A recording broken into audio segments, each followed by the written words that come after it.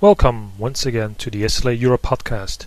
Today I would like to summarize the blog posts that were recently posted on the SLA Future Ready 365 blog, because in the week of September 5th all posts were written by SLA Europe members, and I really would like to highlight what we contributed there because there are some really valuable lessons that you can take away from there.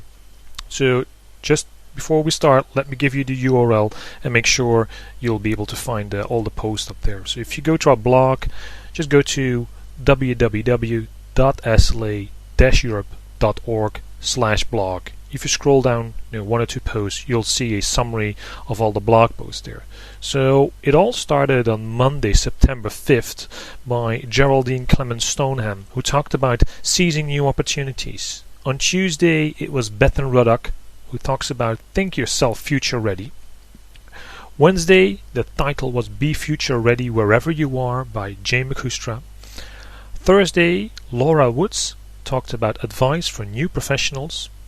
On Friday, it was myself with 3 tips for showing leadership. Saturday, Neil Infield talked about the importance of continuing professional development.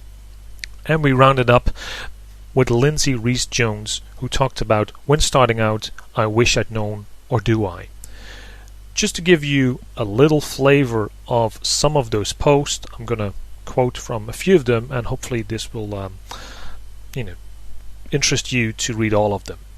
Starting with the one from Geraldine, and Geraldine was really all talking about seizing new opportunities because that's what our profession is currently out about. We're looking at a growing number of new opportunities. So Geraldine says, no one can really predict the future of our profession accurately, but we know very well that it's changing and changing fast. Good business planning in uncertain times involves the development of scenarios with associated plans of actions and an assessment of their likelihood. The assumption is that the best way to cope with uncertain outcomes is to have an array of possible responses available at all times, in the hope that one of them will provide a way to adapt to new circumstances.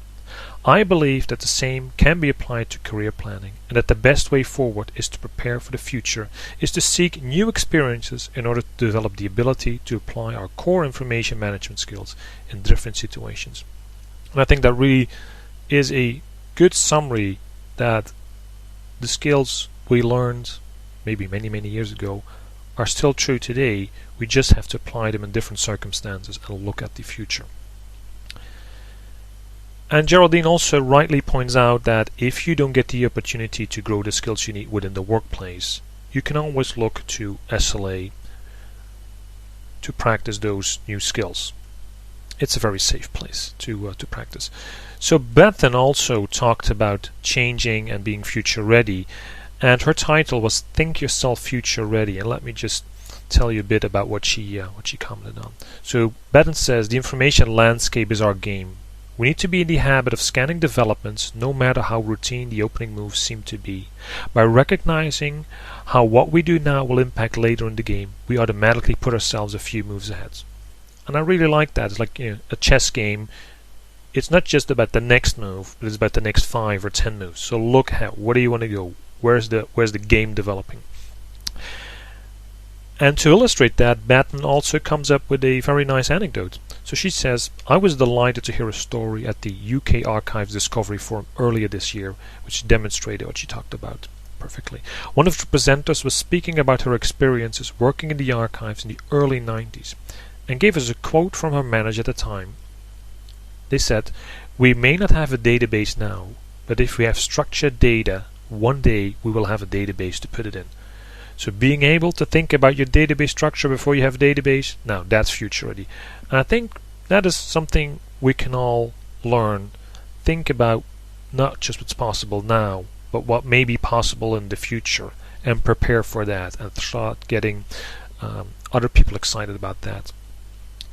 So Lindsay's post was about when starting out, I'd wish I'd known, or do I? So she starts out with a few key points when she was talking to LIS students in her career. First one is, don't undervalue what you know.